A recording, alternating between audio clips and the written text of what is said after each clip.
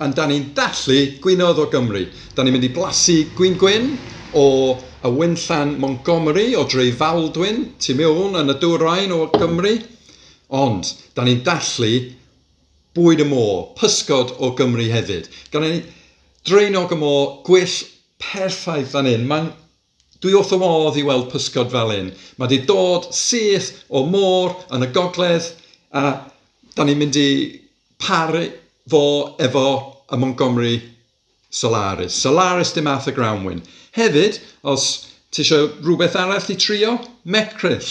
Mae'n llawn o olew omega, mae'n iach, mae'n dda i chi, mae'n isel mewn saim. So, mae combination yn wych, a mae gwyn yn wych hefyd.